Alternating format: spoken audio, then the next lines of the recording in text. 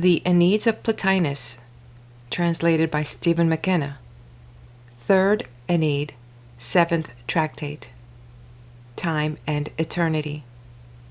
1. Eternity and time, two entirely separate things. We explained the one having its being in the everlasting kind, the other in the realm of process, in our own universe, and by continually using the words and assigning every phenomenon to the one or the other category, we come to think that, both by instinct and by the more detailed attack of thought, we hold an adequate experience of them in our minds without more ado. When perhaps we make the effort to clarify our ideas and close into the heart of the matter, we are at once unsettled. Our doubts throw us back upon ancient explanations. We choose among the various theories or among the various interpretations of some one theory. And so we come to rest, satisfied, if only we can encounter a question with an approved answer, and glad to be absolved from further inquiry. Now, we must believe that some of the venerable philosophers of old discovered the truth, but it is important to examine which of them really hit the mark, and by what guiding principle we can ourselves attain to certitude. What then does eternity really mean to those who thus casually describe it as something different from time? We begin with eternity since, when the standing exemplar is known, its representation in image, which time is understood to be, will be clearly apprehended. Though it is of course equally true, admitting this relationship of time as image to eternity, the original, that if we choose to begin by identifying time, we could thence proceed upwards by recognition, the Platonic anamnesis, and become aware of the kind which it images. 2. What definition are we to give of eternity? Can it be identified with the divine or intellectual substance itself? This would be like identifying time with the universe of heaven and earth. An opinion, it is true, which appears to have had its adherents. No doubt we conceive, we know, eternity is something most august. Most august, too, is the intellectual kind, and there is no possibility of saying that the one is more majestic than the other. The absolute one may be left out of the account, since not even majesty can be predicated of it. There is therefore a certain excuse for identifying eternity with the intellectual world, all the more since the intellectual substance and eternity have the one scope and content. Still, by the fact of representing the one as contained within the other, by making eternity a predicate to the intellectual existence, the nature of the exemplar, we read, is eternal. We cancel the identification. Eternity becomes a separate thing, something surrounding that nature or lying within it or present to it. And the majestic quality of both does not prove them identical. It might be transmitted from the one to the other. So too, eternity and the divine nature envelop same entities, yes, but not in the same way. The divine may be thought of as enveloping parts, eternity as embracing its content in an unbroken whole, with no implication of part, but merely from the fact that all eternal things are so by conforming to it. May we perhaps identify eternity with repose, thereas time has been identified with movement here? This would bring on the counter question, whether eternity is presented to us as repose in the general sense or as the repose that envelops the intellectual essence. On the first supposition, we can no more talk of repose being eternal than of eternity being eternal. To be eternal is to participate in an outside thing, eternity. Further, if eternity is repose, what becomes of eternal movement, which, by this identification, would become a thing of repose? Again, the conception of repose scarcely seems to include that of perpetuity. I am speaking, of course, not of perpetuity in the time order, which might follow an absence of movement, but of that which we have in mind when we speak of eternity. If, on the other hand, eternity is identified with the repose of the divine essence, all the other categories of the divine are put outside of eternity. Besides, the conception of eternity requires not merely repose, but also unity. And in order to keep it distinct from time, a unity excluding interval, but neither that unity nor that absence of interval enters into the conception of repose as such. Lastly, this unchangeable repose and unity is a predicate asserted of eternity, which therefore is not itself repose, the absolute, but a participant in repose. 3. What then can this be, this something in virtue of which we declare the entire divine realm to be eternal, everlasting? We must come to some understanding of this perpetuity with which eternity is either identical or in conformity. It must be at once something in the nature of unity and yet a notion compact of diversity, or more exactly a kind, a nature that waits upon the existence of that other world, either associated with them or known in and upon them, they collectively being this nature which, with all its unity, is yet diverse in power and essence. Considering this multifarious power, we declare it to be essence or being insofar as it is in some sense a subject or substratum. Where we see life, we think of it as movement. Where all is unvaried self-identity, we call it repose, and we know it as at once difference and identity when we recognize that all is unity with variety. Then we reconstruct. We sum all into a collected unity once more, a sole life in the supreme. We concentrate diversity and all the endless production of act. Thus we know identity, a concept, or rather a life, never varying, not becoming what previously it was not, the thing immutably itself, broken by no interval. And knowing this, we know eternity. We know it as a life changelessly, motionless, and ever holding the universal content, time, space, and phenomena in actual presence. Not this now and now that other, but always all, not existing now in one mode and now in another, but a consummation without part or interval. All its content is in immediate concentration as at one point. Nothing in it ever knows development. All remains identical within itself, knowing nothing of change forever in a now, since nothing of it has passed away or will come into being, but what it is now, that it is ever. Eternity, therefore, while not the substratum, not the essential foundation of the divine or intellectual principle, may be considered as the radiation of this substratum.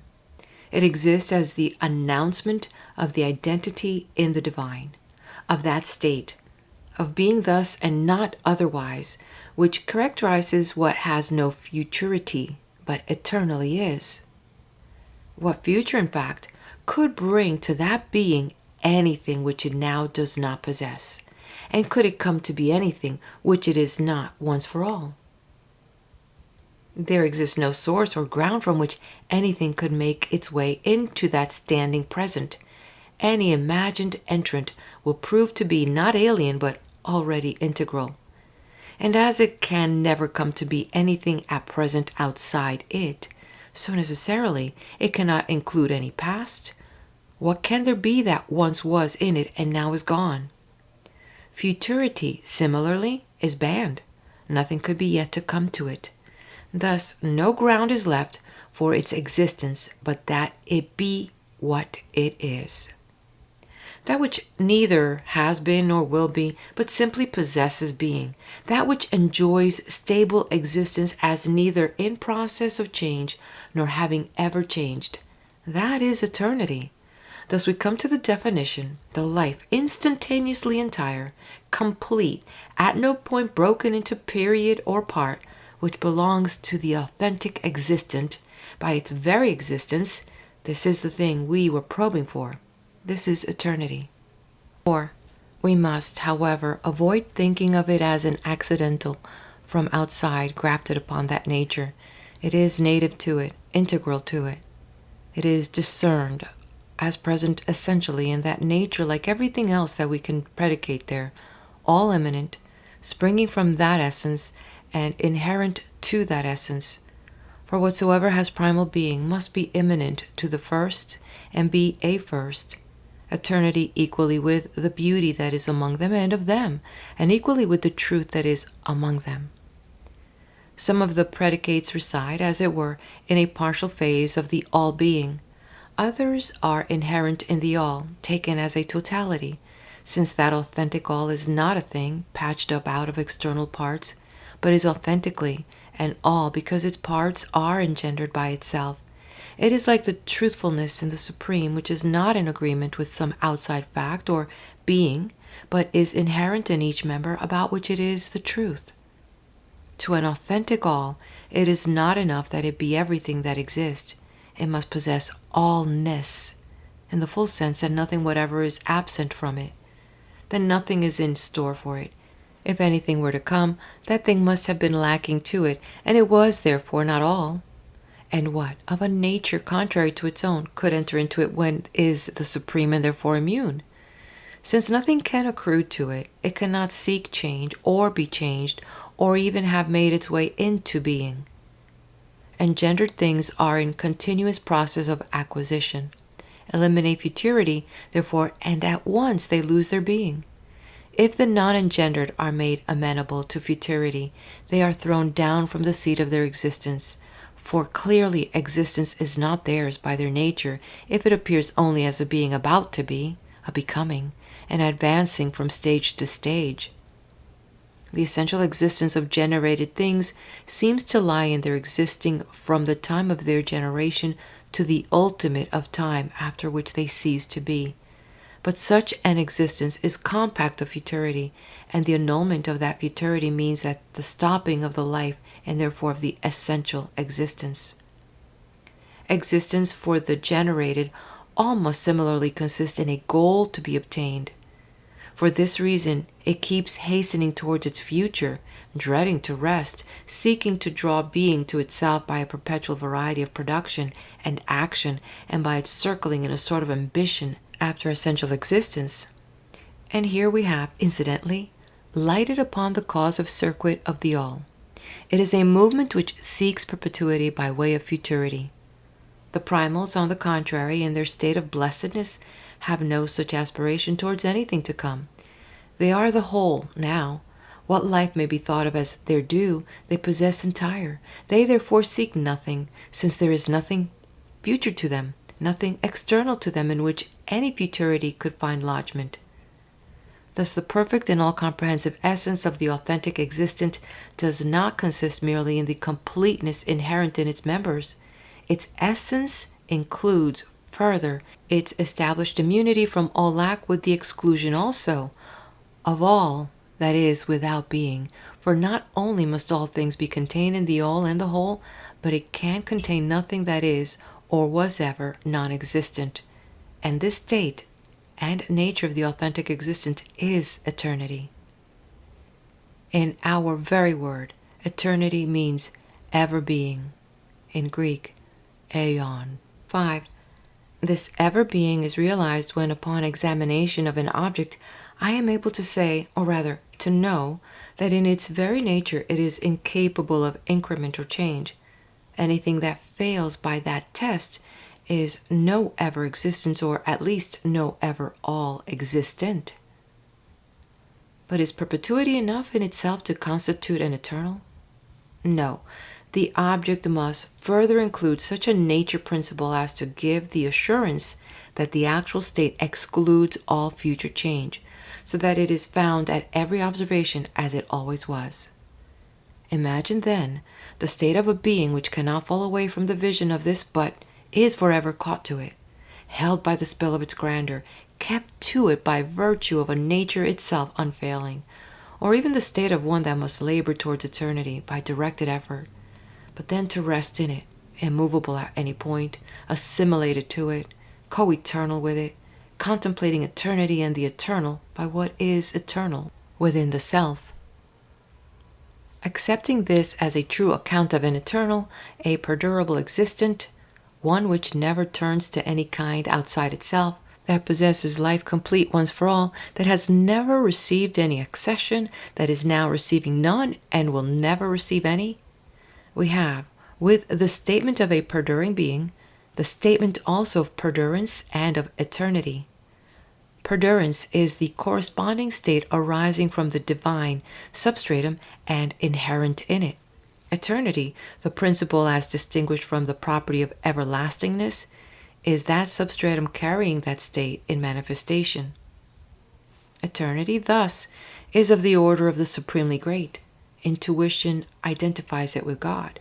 It may fitly be described as God made manifest, as God declaring what He is, as existence without jolt or change, and therefore as also the firmly living. And it should be no shock that we find plurality in it. Each of the beings of the Supreme is multiple by virtue of unlimited force.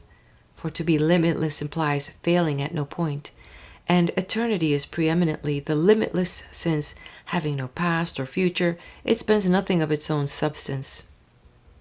Thus, a close enough definition of eternity would be that it is a life limitless in the full sense of being all the life there is, and a life which, knowing nothing of past or future to shatter its completeness, possesses itself intact forever.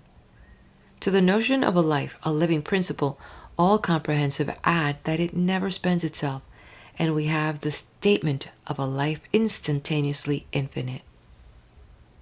6. Now the principle thus stated, all good and beauty and everlasting, is centered in the one sprung from it, and pointed towards it, never straying from it, but ever holding about it and in it, and living by its law. And it is in this reference, as I judge, that Plato, finally, and by no means inadvertently, but with profound intention, wrote those words of his, eternity stable in unity.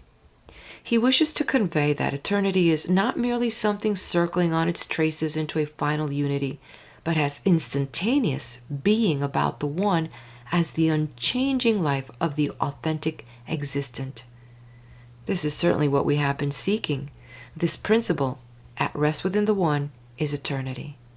Possessing this stable quality, being itself at once the absolute, self-identical, and nonetheless the active manifestation of an unchanging life set towards the divine and dwelling within it, untrue, therefore, neither on the side of being nor on the side of life. This will be eternity, the real being we have sought. Truly, to be comports never lacking existence and never knowing variety in the mode of existence. Being is, therefore, self-identical throughout, and therefore, again, is one undistinguishable thing. Being can have no this and that. It cannot be treated in terms of intervals, unfoldings, progression, extension. There is no grasping any first or last in it. If, then, there is no first or last in this principle, if existence is its most authentic possession and its very self, and this in the sense that its existence is essence or life, then once again we meet here what we have been discussing, eternity. Observe that such words as always, never, sometimes, must be taken as mere conveniences of exposition. Thus always, used in the sense not of time but of incorruptibility and endlessly complete scope, might set up the false notion of stage and interval. We might perhaps prefer to speak of being without any attribute, but since this term is applicable to essence and some writers have used the word essence for things of process, we cannot convey our meaning to them without introducing some word carrying the notion of perdurance. There is, of course, no difference between being and everlasting being, just as there is none between a philosopher and a true philosopher. The attribute true came into use because there arose what masqueraded as philosophy, and for similar reasons everlasting was adjoined to being, and being to everlasting, and we have the tautology of everlasting being.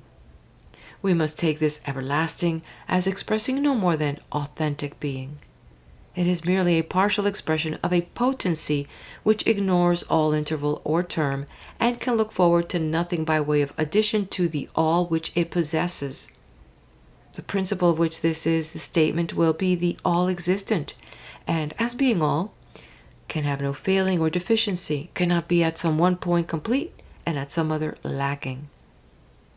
Things and beings in the time order, even when to all appearance complete, as a body is when fit to harbor a soul, are still bound to sequence. They are deficient to the extent of that thing, time, which they need. Let them have it, present to them and running side by side with them, and they are by that very fact incomplete. Completeness is attributed to them only by an accident of language.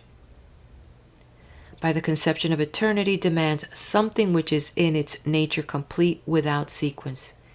It is not satisfied by something measured out to any remoter time or even by something limitless, but in its limitless reach, still having the progression of futurity, it requires something immediately possessed of the due fullness of being, something whose being does not depend upon any quantity, such as installments of time, but subsists before all quantity.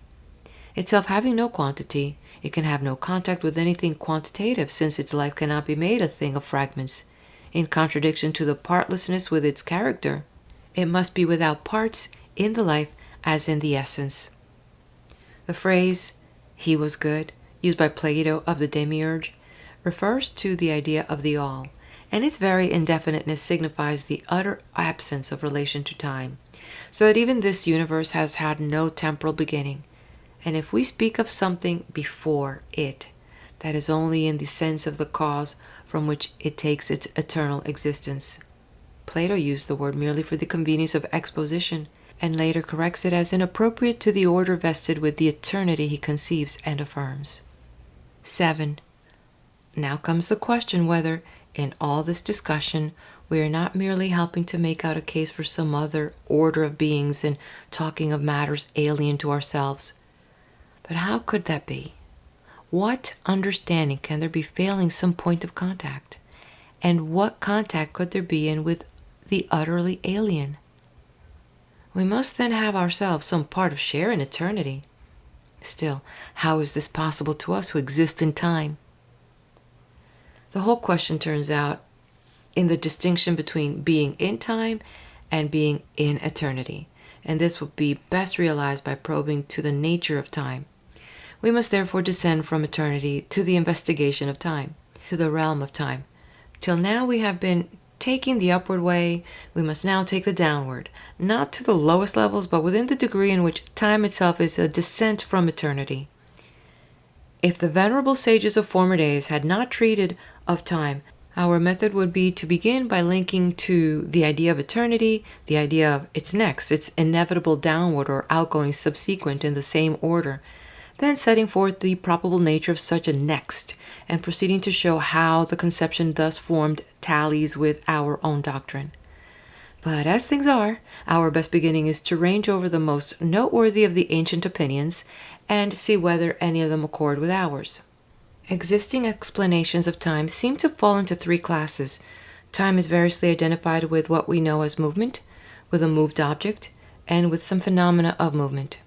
Obviously, it cannot be rest or a resting object or any phenomena of rest, since in its characteristic idea, it is concerned with change.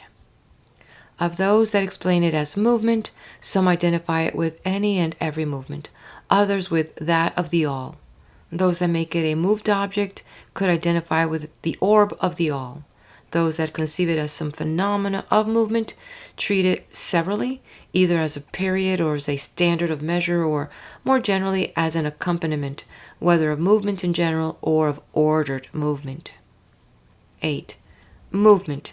Time cannot be, whether a definite act of moving is meant or a united total made up of all such acts, since movement in either sense takes place in time. And of course, if there is any movement not in time, the identification with time becomes all the less tenable.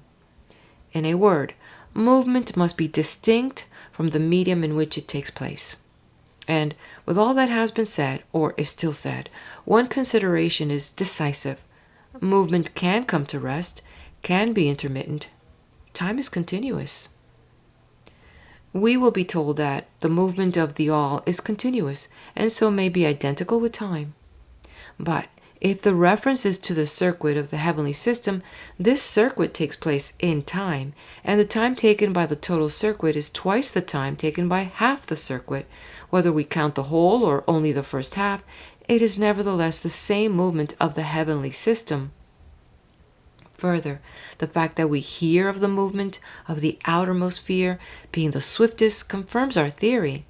Obviously, it is the swiftest of movements by taking the lesser time to traverse the greater space. The very greatest all other moving things are slower by taking a longer time to traverse a mere segment of the same extension. In other words, time is not this movement.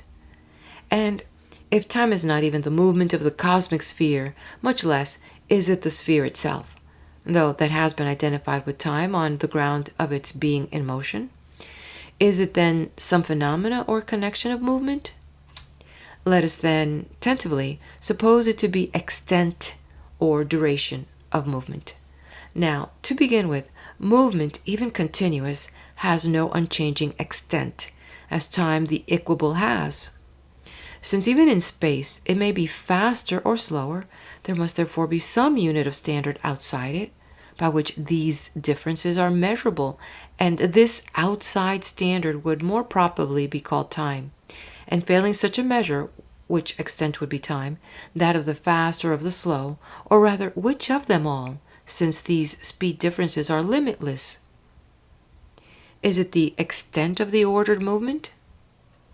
Again, this gives us no unit since the movement is infinitely variable. We would have thus not time but times. The extent of the movement of the all, then? If this means extent as an inherent in the movement itself, we have movement pure and simple and not time. Admittedly, movement answers to measure in two ways. First, there is space, the movement it commensurates with the area it passes through, and this area is its extent. But this gives us still space only, not time. Secondly, the circuit considered apart from distance traversed has the extent of its continuity, of its tendency not to stop but to proceed indefinitely. But this is merely amplitude of movement. Search it, tell its vastness, and still time has no more appeared, no more enters into the matter.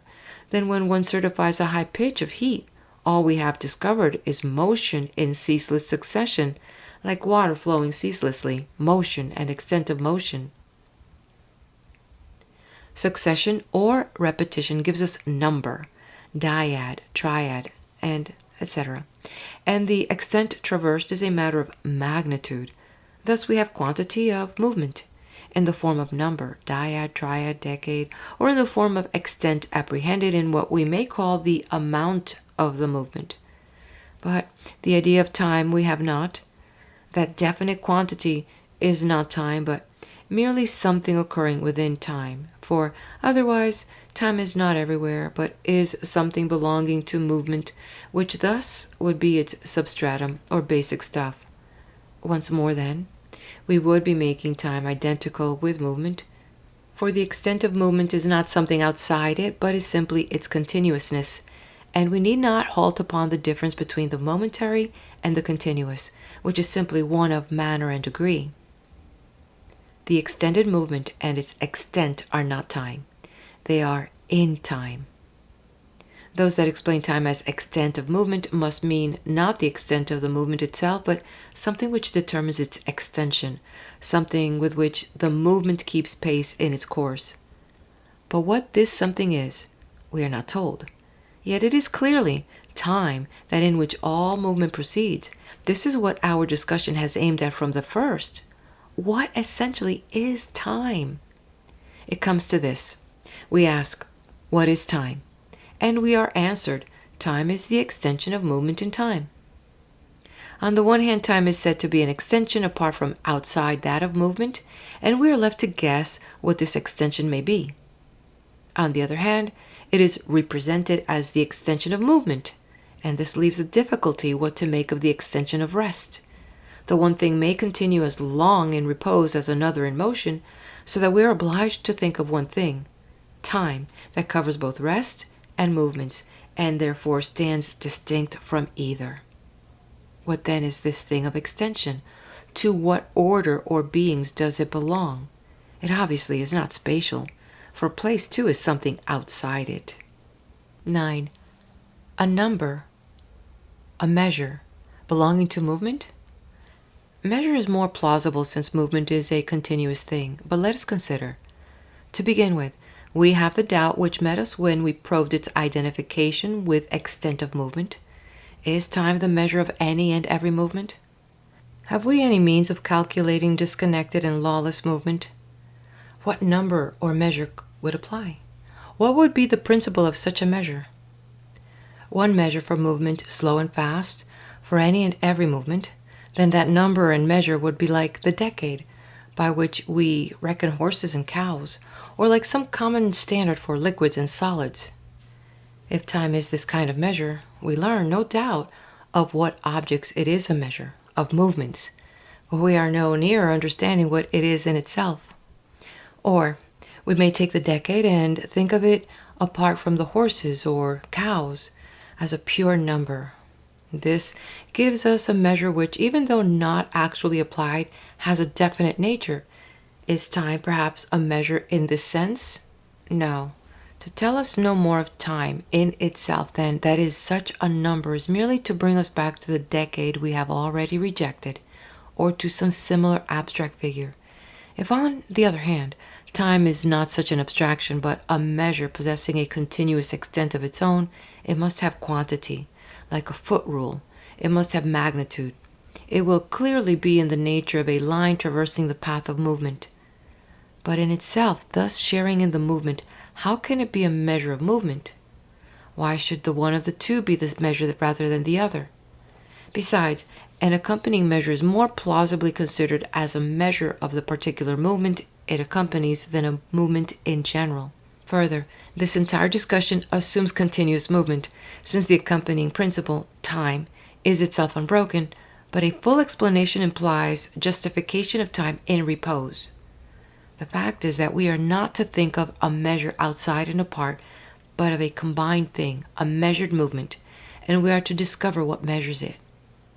Given a movement measured, are we to suppose the measure to be a magnitude? If so, which of these two would be time, the measured movement or the measuring magnitude? For time as measure must be either the movement measured by magnitude or the measuring magnitude itself, or something using the magnitude like a yardstick to appraise the movement. In all three cases, as we have indicated, the application is scarcely plausible except where continuous movement is assumed.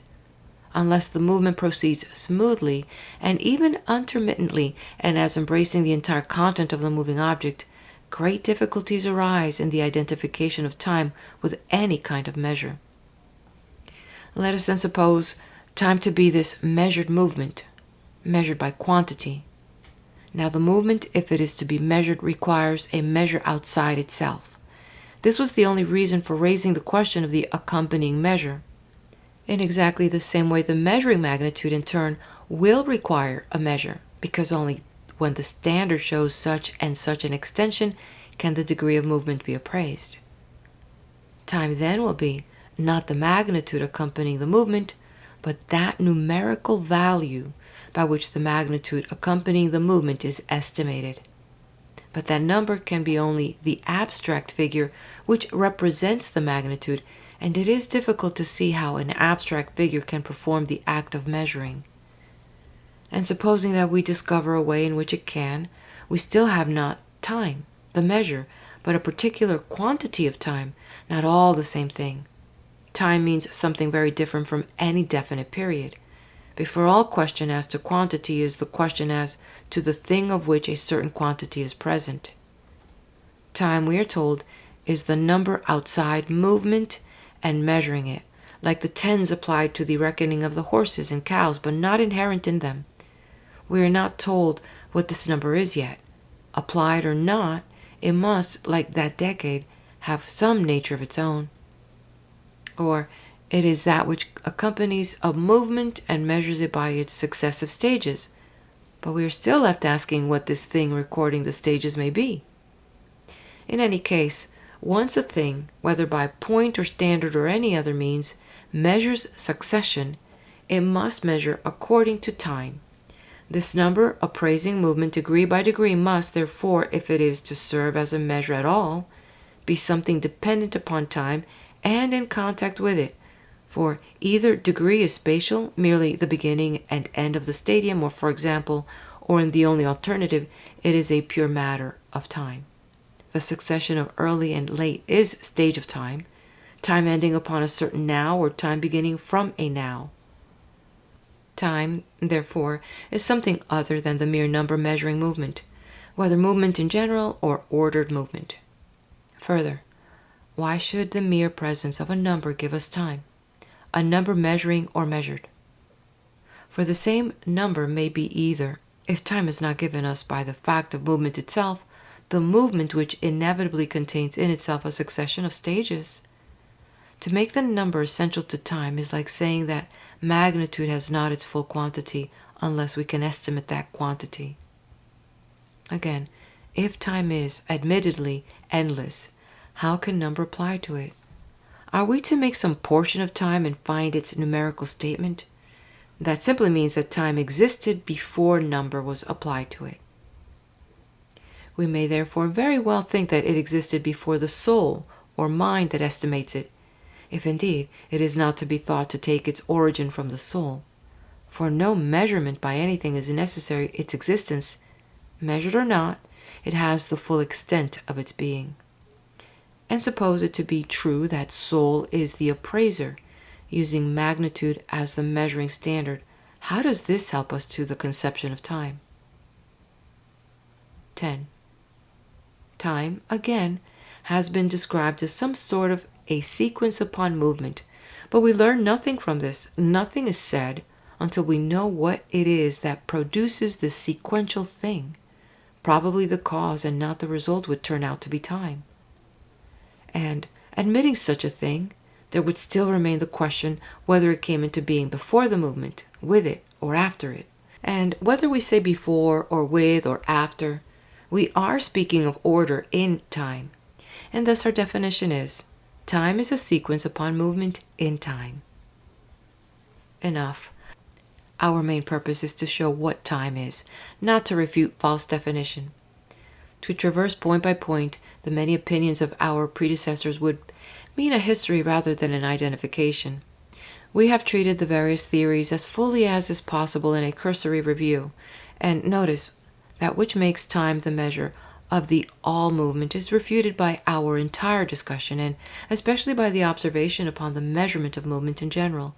For all the argument, except of course that from irregularity, applies to the all as much as to particular movement. We are thus at the stage where we are to state what time really is. 11. To this end, we must go back to the state we affirmed of eternity, unwavering life, undivided totality, limitless, knowing no divagation, at rest in unity and intent upon it. Time was not yet, or at least it did not exist for the eternal beings. It is we that must create time, out of the concept and nature of progressive derivation which remained latent in the divine beings. How time emerged we can scarcely call upon the muses to relate, since they were not in existence then, perhaps not even if they had been, though time itself, when once engendered, could no doubt tell us best how it arose and became manifest. Something thus the story must run. Time at first, in reality before that first was produced by desire of succession. Time lay, self-concentrated, at rest within the authentic existent. It was not yet time. It was merged in the authentic and motionless within it. But there was an active principle there, one set on governing itself and realizing itself, the old soul, and it chose to aim at something more than its present. It stirred from its rest, and time stirred with it. And we, i.e., human souls as summed in the principle of developing life, the old soul, we, stirring to a ceaseless succession, to a next, to the discrimination of identity and the establishment of ever new difference, traversed a portion of the outgoing path and produced an image of eternity, produced time. For the soul contained an unquiet faculty, always desirous of translating elsewhere what it saw in the authentic realm, and it could not bear to retain within itself all the dense fullness of its possession. A seed is at rest. The nature principle within, uncoiling outwards, makes way towards what seems to it a large life. But by that partition it loses. It was a unity self-gathered, and now, in going forth from itself, it fritters its unity away. It advances into a weaker greatness. It is so with this faculty of the soul when it produces the cosmos known to sense, the mimic of the divine sphere, moving not in the very movement of the divine, but in its similitude, in an effort to reproduce that of the divine.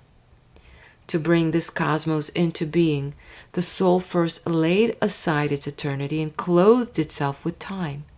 This world of its fashioning it then gave over to be a servant to time, making it at every point a thing of time, setting all its progressions within the bournes of time. For the cosmos moves only in soul, the only space within the range of the all open to it to move in, and therefore its movement has always been in the time which inheres in soul. Putting forth its energy in act after act, in a constant progress of novelty, the soul produces succession as well as act, taking upon new purposes added to the old. It brings thus into being what had not existed in that former period, when its purpose was still dormant and its life was not as it since became. The life is changed, and that change carries with it a change of time. Time, then, is contained in differentiation of life. The ceaseless forward movement of life brings with it unending time, and life, as it achieves its stages, constitutes past time. Would it then be sound to define time as the life of the soul in movement as it passes from one stage of act or experience to another? Yes, for eternity, we have said, is life in repose, unchanging, self-identical, always endlessly complete. And there is to be an image of eternity, time, such an image as this lower all presents of the higher sphere. Therefore, over against that higher life there must be another life, known by the same name as the more veritable life of the soul. Over against that movement of the intellectual soul there must be the movement of some partial phase. Over against that identity, unchangeableness, and stability, there must be that which is not constant in the one hold, but puts forth multitudinous acts. Over against that oneness without extent or interval, there must be an image of oneness, a unity of link and succession. Over against the immediately infinite and all-comprehending, that which tends, yes, to infinity, but by tending to a perpetual futurity. Over against the whole in concentration, there must be that which is to be a whole by stages never final. The lesser must always be working towards the increase of its being. This will be its imitation of what is immediately complete, self-realized, endless without stage. Only thus can its being reproduce that of the higher. Time, however, is not to be conceived as outside of soul. Eternity is not outside of the authentic existent, nor is it to be taken as a sequence or succession to soul, any more than eternity is to the divine. It is a thing seen upon soul, inherent, coeval to it, as eternity to the intellectual realm. 12. We are brought thus to the conception of a nature principle, time, a certain expanse, a quantitative phase of the life of the soul, a principle moving forward by smooth and uniform changes, following silently upon each other. A principle, then, whose act is not one like that of the Supreme, but sequent. But let us conceive this power of the soul to turn back and withdraw from the life course which it now maintains, from the continuous and unending activity of an ever-existent soul, not self-contained or self-intent, but concerned about doing and engendering. Imagine it no longer accomplishing any act, setting a pause to this work it has inaugurated. Let this outgoing phase of the soul become once more equally with the rest, turned to the Supreme, to eternal being, to the tranquilly stable. What would then exist but eternity? All would remain in unity. How could there be any diversity of things? What earlier or later would there be? What futurity? What ground would lie ready to the soul's operation but the Supreme in which it has its being? Or indeed, what operative tendency could it have even to that, since a prior separation is the necessary condition of tendency? The very sphere of the universe would not exist, for it cannot antedate time. It too has its being and its movement in time. And if it ceased to move, the sole act, which is the essence of time, continuing, we could measure the period of its repose by that standard outside it. If then the soul withdrew, sinking itself again into its primal unity, time would disappear. The origin of time clearly is to be traced to the first stir of the soul's tendency towards the production of the sensible universe with the consecutive act ensuing. This is how time, as we read, came into being simultaneously with this all. The soul begot at once the universe and time. In that activity of the soul, this universe sprang into being. The activity is time. The universe is a content of time. No doubt it will be urged that we read also of the orbit of the stars being times. But do not forget what follows. The stars exist, we are told, for the display and delimitation of time, and that there may be a manifest measure. No indication of time could be derived from observation of the soul. No portion of it can be seen or handled, so it could not be measured in itself, especially when there was as yet no knowledge of counting. Therefore the demiurge in the Timaeus brings into being night and day. In their difference is given duality, from which we read arises the concept of number. We observe the tract between a sunrise and its return, and as the movement is uniform, we thus obtain a time interval upon which to support ourselves, and we use this as a standard. We have thus a measure of time. Time itself is not a measure. How would it set to work? And what kind of thing is there of which it could say, I find the extent of this equal to such and such a stretch of my own extent? What is this I? Obviously something by which measurement is known. Time then serves towards measurement, but is not itself the measure. The movement of the all will be measured according to time, but time will not, of its own nature, be a measure of movement, primarily a kind to itself. It will incidentally exhibit the magnitudes of that movement, and the reiterated observation of movement, the same extent found to be traversed in such and such a period, will lead to the conception of a definite quantity of time past.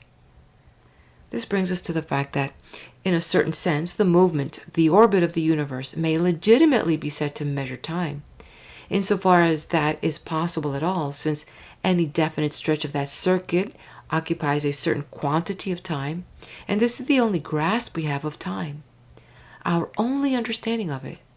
What that circuit measures, by indication, that is, will be time, manifested by the movement, but not brought into being by it. This means that the measure of the spheric movement has itself been measured by a definite stretch of that movement, and therefore is something different.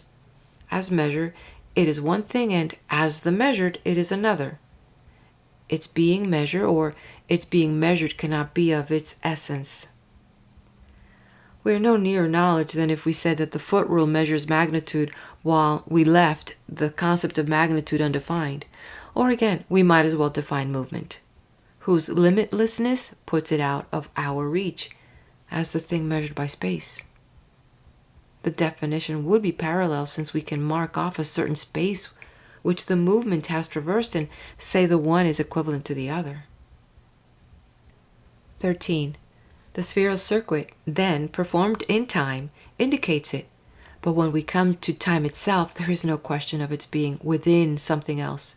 It must be primary, a thing within itself. It is that in which all the rest happens, in which all movement and the rest exist smoothly and under order.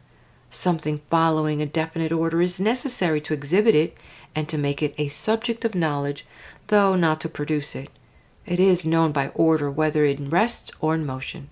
In motion especially, for movement better moves time into our ken than rest can, and it is easier to estimate distance traversed than repose maintained.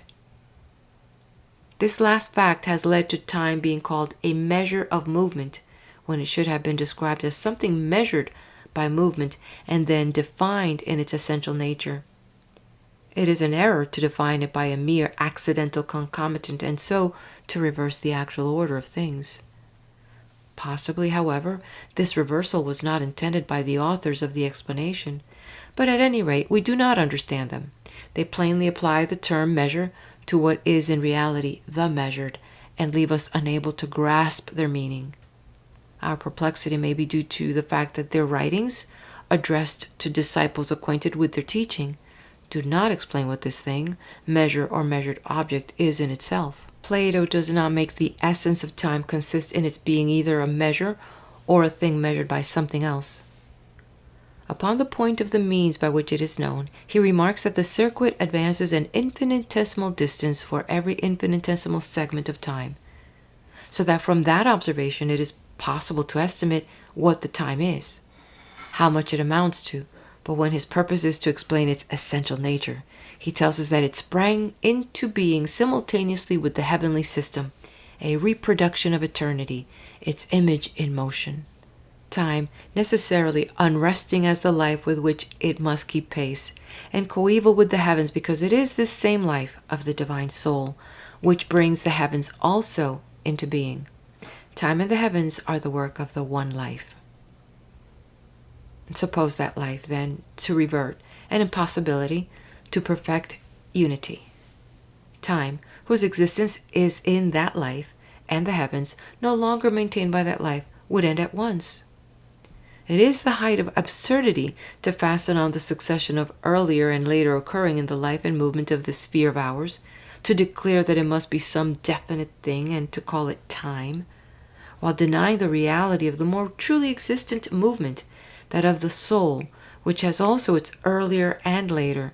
It cannot be reasonable to recognize succession in the case of the soulless movement, and so to associate time with that, while ignoring succession and the reality of time in the movement from which the other takes its imitative existence. To ignore, that is, the very movement in which succession first appears, a self-actuated movement which, engendering its own very operation, creates the sequence by which instant no sooner comes into existence than it passes into the next. But we treat the cosmic movement as overarched by that of the soul and bring it under time, yet we do not set under time that soul movement itself with all its endless progression.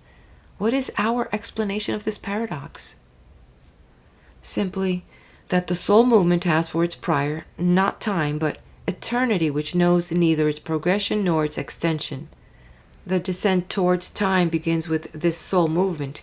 It made time and harbors time as a concomitant to its act. And this is how time is omnipresent.